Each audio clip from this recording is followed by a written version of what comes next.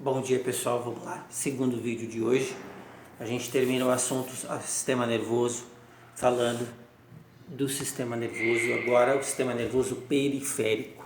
Sistema nervoso que é dividido em central e periférico, tá certo?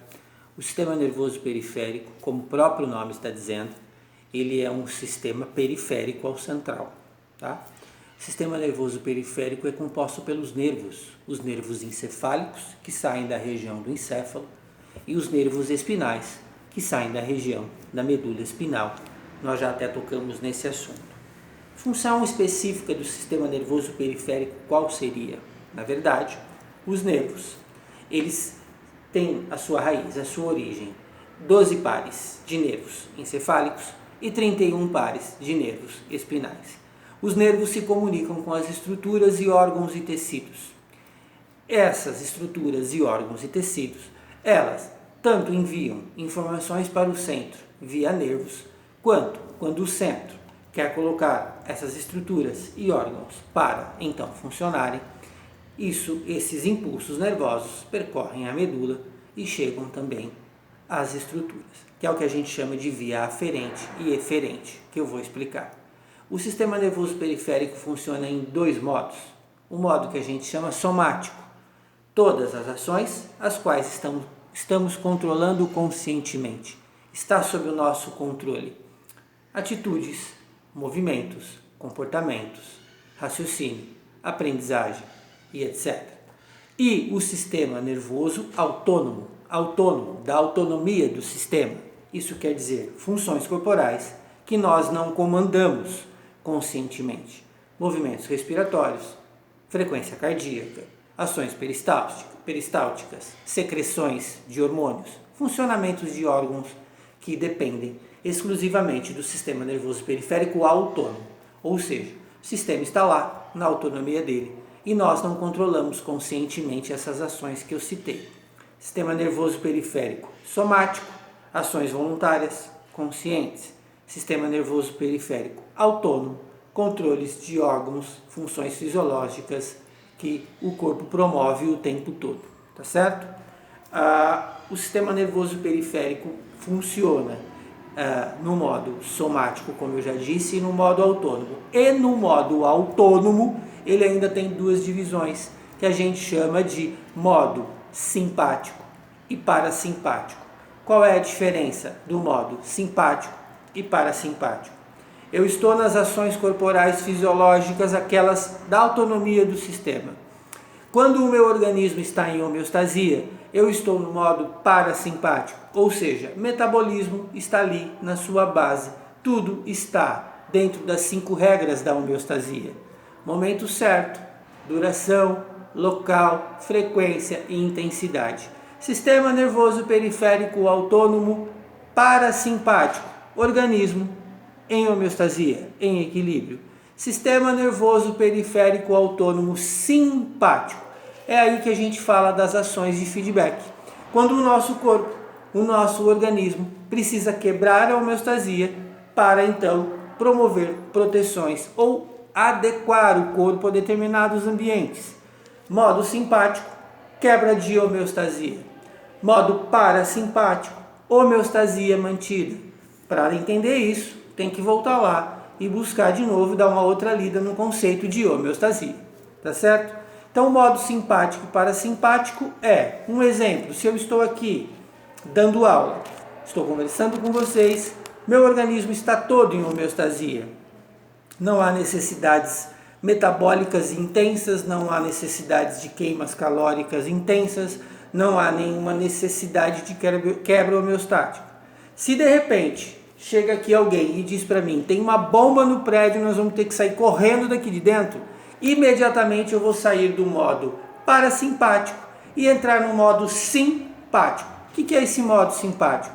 O meu corpo produz, mediante ao estímulo que eu recebi de um choque psicológico e emocional, o meu corpo produz uma situação de fuga, uma situação de proteção. Então, imediatamente há uma ingestão muito grande de adrenalina na corrente sanguínea, músculos esqueléticos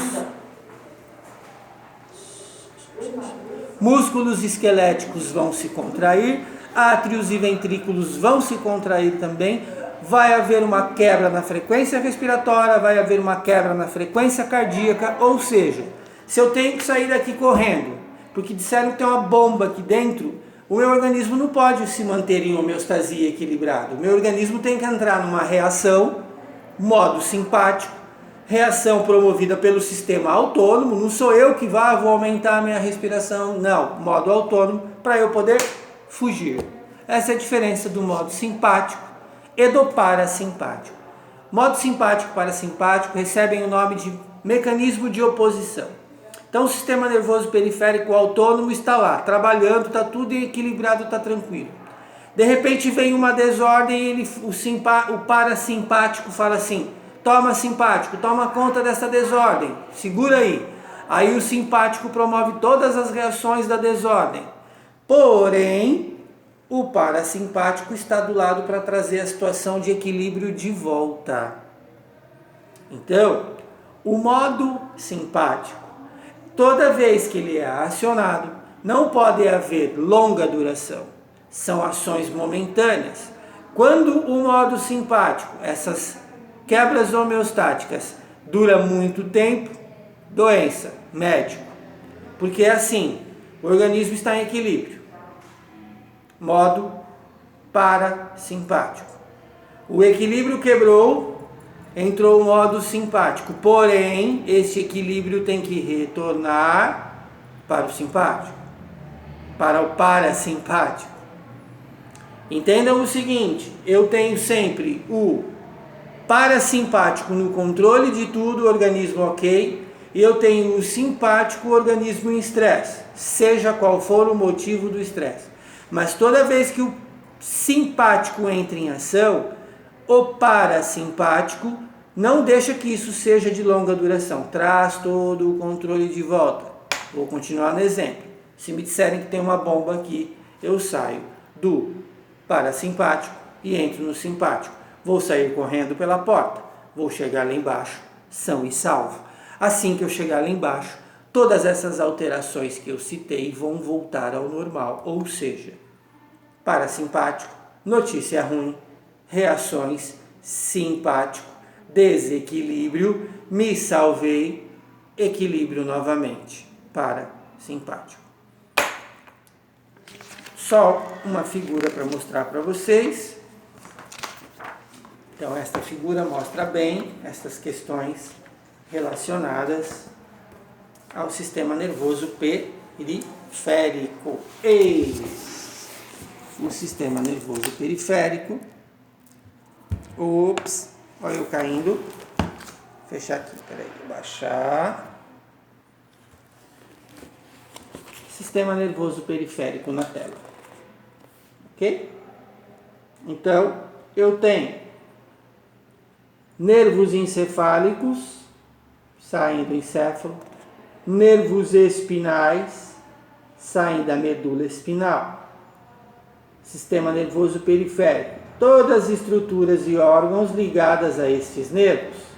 Todas as estruturas e órgãos ligadas a estes nervos. Tudo que precisa chegar daqui para o centro, via aferente. Tudo que precisa partir do centro para órgãos, via eferente. Modo parasimpático, tudo em equilíbrio. Modo simpático, desequilíbrios desnecessários pelas situações as quais forem precisas. Sistema nervoso periférico explicado para vocês. Depois a gente conversa no fórum.